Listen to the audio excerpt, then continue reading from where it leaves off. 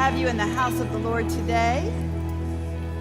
I want to encourage us all this morning to keep our heart free from offense. Offense is everywhere. Jesus said, as long as you're here, offense will come. As long as we live in this world, someone's going to say something that we don't understand, something that hurts our feelings. Maybe your husband doesn't listen to your opinion. There's always going to be reasons to take up an offense, an opportunity to take it in. You know, it's interesting because, the people that you're around are one thing. But how about the people that you've never even met? And you know what I mean by that? Everybody's opinion can go public these days on social media. You begin to read somebody's opinion. You hear what they're railing against. Kind of flusters you. You think, I don't agree with that. Why would they say that? Then you begin getting all upset. You call your brother, you call your sister, you call your neighbor. Can you believe that they think that? Isn't that crazy? You see, you begin to get frustrated and upset and spend energy on that offense, on those things that don't really even matter. You see, it's as if we're taking the bait. See, we cannot take the bait of offense and live in victory, joy, and peace. We got to let it go. We can't let it get on us. We can't swallow the bait.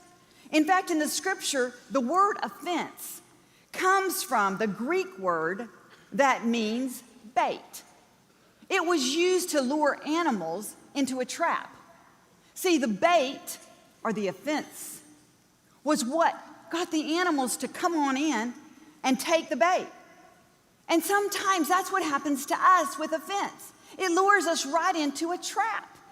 We get caught up in this circle of offense, in this trap of offense. We get upset, we get frustrated, we get bitter because we've swallowed it hook, line, and sinker. So we spend our time trying to figure out what somebody meant, dissecting every word. That's a waste of our time. What in the world could be so important that we have to take our time to figure it all out? What in the world could someone say that would be that important to your destiny if it's offensive to you? Now, you know what? We take up offense sometimes when no one really means anything. And that's a whole nother subject. But we're talking today about thinking twice about any offense. Any offense. We got to recognize what's happening when we're frustrated and when we're going in the circle of offense. And we've got to learn to drop it and let it go. See, the quicker we let go of offense, the more free we're going to be. The other day, I was cleaning a spot off of my carpet. So I went and got some carpet spot remover. I looked on the back to see what the instructions said about it. And it said, get the spot off as quickly as you can. Why? Because the longer that spot's there, the harder it is to remove. And see, that's the same way with offense. If you have a stain of offense on your heart, the longer you allow it to be there, the harder it's going to take to get rid of it. See, but the sooner you let it go, the better off you'll be. Don't go hour by hour, day to day, trying to figure it all out. It's not that important. If it's offended you, it's not that important. Proverbs 19:11 says, good sense makes one slow to anger, and it is to one's glory to overlook an offense. Good sense makes one slow to anger, and it's to our glory to overlook an offense. You see, it's to our good. It does us no good to go around offended, allowing that to take root in our heart. See, if we'll get good at overlooking offense, we're going to live a more satisfied and happy life. Jesus was no stranger to offense. People were constantly trying to trap him into offense. It says in 2 Peter that they hurled insults at him. You know what he did? It says he entrusted himself to the one who judges justly. He didn't entrust his life. He didn't give his life his ways to some opinion, false accusations. He entrusted his life to the one who was in control of his life, the one who could judge justly. That's where he found his resolve. He found it by knowing other people's opinions, whether they mean it or not, don't have to affect him. You see, we're all going to have to learn how to let go of offense. And it is a process. We're all going to have to learn. The Apostle Paul in 2 Timothy 14:4 had to work at keeping offense off of him as well. He said, Alexander the coppersmith did me a great wrong, but God will judge him. God will take care of what he's done. You see, he gave it to God. He wasn't taking the responsibility on himself to be the judge and jury of everyone's opinion. He said, I'm giving it to God. I have things to do. I can't walk around with an offended heart. I can't walk around with bitterness and anger and expect to be everything God called me to be. See, we need to have that kind of attitude. We need to turn the situation around like Paul did and turn it over to God. Offense will show up. It's just, how are we going to handle that offense when it shows up? It's going to be there. I can tell you, it's going to be there. As long as you live on this earth with people, it's going to be there.